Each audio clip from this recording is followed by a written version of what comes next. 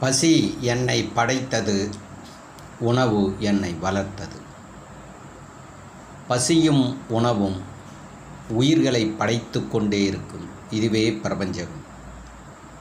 ஒரு மனிதனின் முதல் குரு உழவன். பசி எடுத்ததா மகிழ்ச்சியாக உணவு சாப்பிடு. அப்பா அம்மா வீட்டிலே வச்சுன்னு பத்திரமாக பார்த்து கொள்ளுங்கள். ஆதி தாய் தந்தை இரவு பகல் துணையோடு. பசி உணவு மகேந்திரன் நிகழ்ச்சியை துவங்குகின்றேன். படுக்கும் பொழுது மகிழ்ச்சியாக சிரித்துவிட்டு படுங்கள். எழுந்ததும் மகிழ்ச்சியாக சிரித்துவிட்டு உங்களுடைய பயணத்தை தொடருங்கள். வாழ்க்கையே சிரிப்பாக்கிடாதீர்கள். சரி, லிமிட்டாக தான் சிரிக்கிறேன், நிறைய சிரிக்க மாட்டேன், கவலைப்படாதீங்க. அப்புறமா சிரிப்பேன் படுக்கும்போது. இப்போ இரவில் தான் வீடியோ பேசுகிறேன், ஏன்னா சிரிக்கணும் இல்லை, டென்ஷனில் படுக்கக்கூடாதுல்ல. அப்புறம் நான் ஒண்டியாக உட்காந்து கொண்டாரு சிரிச்சுன்னு இருப்பேன். ஏன்னா எவ்வளோ நீங்கள் படுக்கிறதுக்கு முன்னாடி ஆழ்ந்து நல்லா மகிழ்ச்சியாக சிரிச்சுட்டு படுக்கிறீங்களோ கனவு வராது. இல்லைன்னா கனவு வரும், எல்லாமே துரத்துவங்கள. நீங்கள் யோசனை பண்ணிங்க. சரிங்க ஐயா, இன்றைக்கி என்ன தலைப்பு கடந்து உள்ளே போவோம், புரியுதுங்களா? ஆரோக்கியமாக வாழனா நம்ம வீடியோ பாருங்கள், இல்லைனாலும் சேவ் பண்ணி வச்சுக்கோங்க. இல்லைன்னா உடல் உபாதை வரும்போதாவது பாருங்க, புரியுதுங்களா? யூஸ் ஆகும், கண்டிப்பாக யூஸ் ஆகும், புரியுதுங்களா? எல்லாமே கைவிடும் பொழுது கண்டிப்பாக ஆரோக்கியமாக இருக்கும் பொழுது எதையுமே கடவுள்னாவே அனாவசியமாக பேசுங்க. நோய் வரட்டுமே, விழுந்து விழுந்து கும்பிடுங்க சாமியை. அப்புறம் எல்லா சாமியும் கைவிட்ட பிறகு ஒரு சிலர் இப்போ என் நண்பருங்க இருக்காங்க, நானே உடலில் வியாதி வந்த பிறகு தானே திருந்தினேன், புரியுதுங்களா? அதனால் நீங்கள் முடிவு எடுத்துங்க, ஒரு புரிதலோடு இருங்க. ஒரு நாள் இல்லைனாலும் ஒரு நாள் இது தேவைப்படணும். அப்போது நான் சொல்ல வர்றதே என்ன சொல்கிறேன் பார்த்தீங்களா? படைப்புன்னு சொல்கிறேன், புரியுதுங்களா? வார்த்தையே பூமியில் இருக்கிறவங்க 800 கோடி பேரும் என்னை மடக்கக்கூடாது.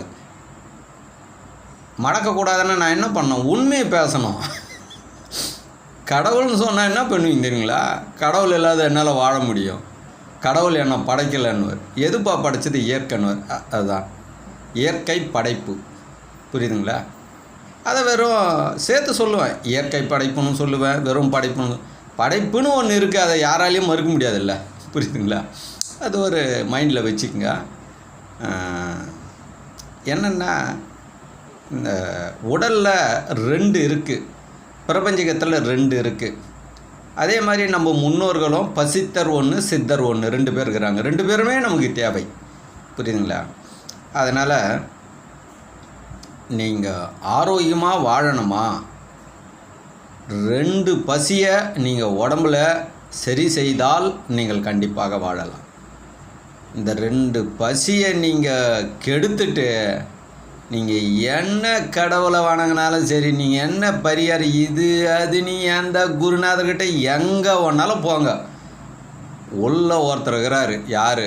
உண்மை ஒருத்தர் இருக்கிறார். யாருன்னா உயிர். அவர்கிட்ட எதுவுமே நடக்காது, செல்லாது, புரியுதுங்களா? நீங்களாம் கடவுளை கண்டுபிடிச்சது, குருநாதரை கண்டுபிடிச்சதெல்லாம் எத்தினி சாமி கும்பிட என்ன பிறந்த அன்றைக்கி தாய்ப்பாலை தான் குடிச்சிங்க. நான் அன்றைக்கி நான் கடவுளை வணங்கினீங்களா? அப்புறமா அப்பா அம்மா சொல்லி கொடுத்தாங்க, கொஞ்ச நாள் கழிச்சு குருநாதர் சொல்லி கொடுத்தாங்க, புரியுதுங்களா? என் பேச்சே பார்த்தீங்களா? பசி என்னை படைத்தது, உணவு என்னை வளர்த்தது. ஒரு மனிதனின் முதல் குருநாதர் உழவன், புரியுதுங்களா? உழவன் இல்லாத நாட்டில் எல்லாம் வாழவே கூடாது. பாலஸ்தீன நாடு பார்த்தீங்களா? சாப்பாட்டுக்கு அந்த மக்கள் என்ன கஷ்டப்படுறாங்க, சிந்திங்க. நம்மளாம் புண்ணியம் மண்ணும், புரியுதுங்களா? மண்ணை தொட்டு வணங்குங்க அன்னை பூமி தாய். சாப்பாட்டுக்கு என்ன நரக வேதனை, புரியுதுங்களா? இன்றைக்கி அந்த இடத்துல எத்தனை உணவு வச்சுட்டு இதை வணங்கிட்டு சாப்பிடுன்னு சொல்லுங்கள், அப்படியே தொட்டு வணங்கும். ஏன்? பசி, ஒன்றுமே பண்ண முடியாது பசிக்கிட்டு, புரியுதுங்களா? ஆனால் நீங்கள் இப்படி ஒன்று எதிர்பார்த்துருக்க மாட்டீங்க. 2000 வருஷமா 5000 வருஷமா பசி இதான் முதல் கடவுள் அப்படின்னு. கடவுள்ன்றதே உங்களுக்கு புரியறதுக்காக சொல்கிறேன். பசி படைப்பு, உணவு படைப்பு தான். ஃபஸ்ட்டு வார்த்தை என்ன சொல்கிற பாருங்க. அடுத்து அப்பா அம்மா வாழ்த்துட்டு தான் நிகழ்ச்சியே ஸ்டார்ட் பண்ணுறாங்க.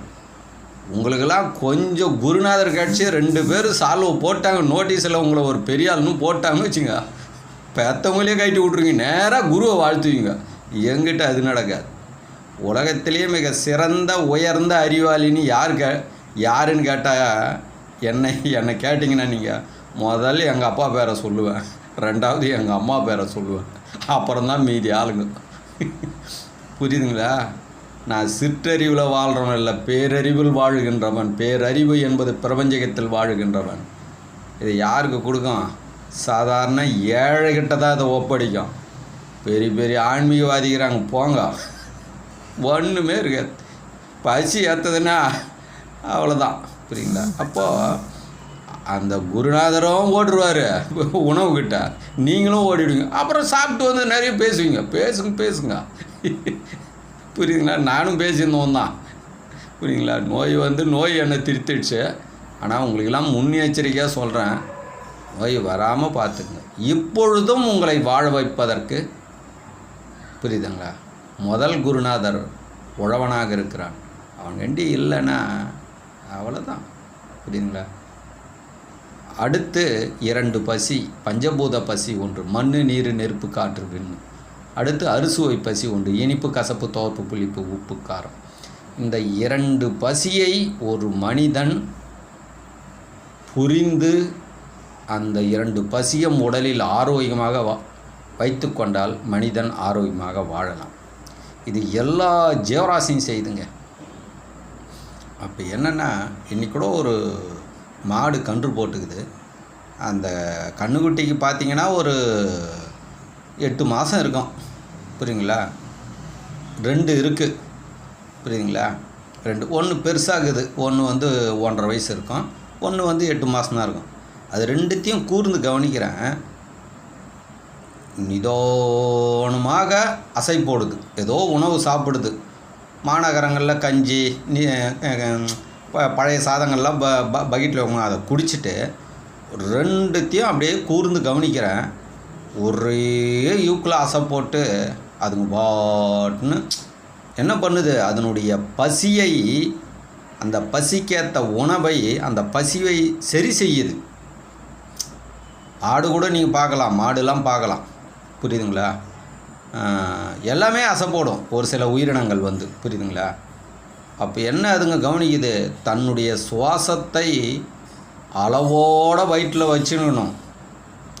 காற்று வயிற்றில் அதிகமாக போனாலும் நோயில் சிக்கிக்குங்க, கம்மியாக போனாலும் நோயில் சிக்கிக்குங்க. புரியுதுங்களா? காற்று என்பது ஃபுல்லாக எங்கே நிறைந்து இருக்கணும் அப்படின்னா நுரையீரலில் தான் நிறைந்து இருக்கணும், வயிற்றில் வந்து நிறைஞ்சிருக்கக்கூடாது. அதுக்குன்னு ஒரு அளவு முறை, அது துல்லியமாக என்னாலையும் சொல்ல முடியாது. புரியுதுங்களா? அப்போது வந்து என்னென்னா, அந்த சாப்பிடும்போது உங்களுடைய சுவாசம் என்பது அளவோடு இருக்கணும்.